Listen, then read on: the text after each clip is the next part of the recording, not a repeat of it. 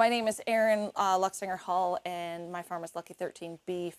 We raise all natural red Angus beef, and we are a direct marketer. Technically my entire life, grew up on a dairy farm, but we have raised beef cattle here at this farm since 2002.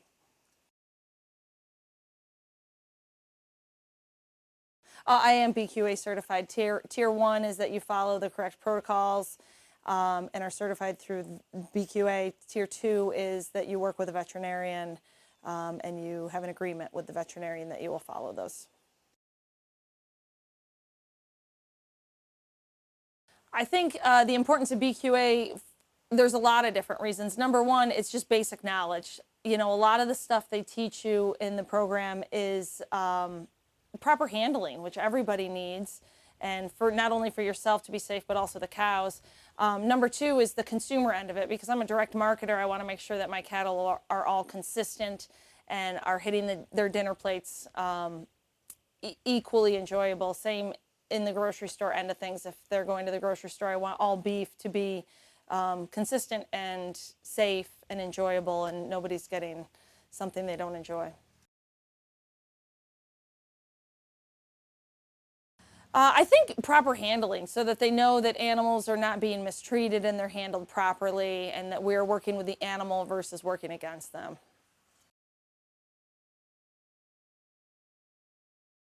Oh, I've got records for everything. I've got records if they have bad attitudes. I've got records when they were born, obviously their identification, any medications they've been given. But anything that I do with that cow, if that cow walks through the squeeze chute or I notice something in the pasture, it goes into my record book. Oh gosh. I mean, without a veterinarian, at least for some base knowledge, it's kind of a shot in the dark. You know, we can do a lot of doctoring ourselves, but a vet is, you know, they are educated and trained for that species. And, you know, we may think we know what we're doing, but a lot of times it's just a shot in the dark, and we really need that vet to back us up and educate us.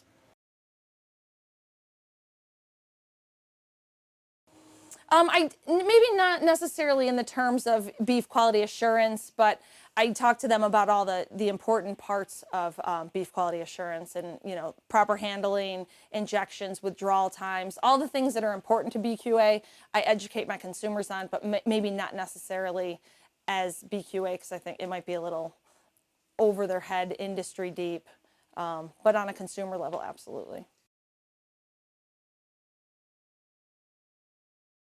Yeah, but more importantly, it adds value, I think, in how we handle things here on the farm. I mean, even if it didn't add any value money-wise to my end product, I think it's important for farmers to understand why they're doing practices they're doing and to do them correctly industry-wide.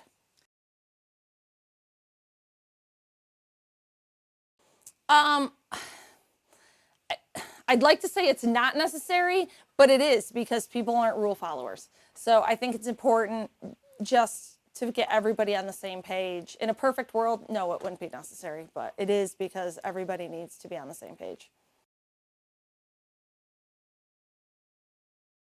They're everything. When that cow goes through the chute, whether I'm dealing with a vet, an inseminator, anybody even grooming cows or fitting them for a show, we all have to follow those practices. And it's not just for us, it's for the animals also.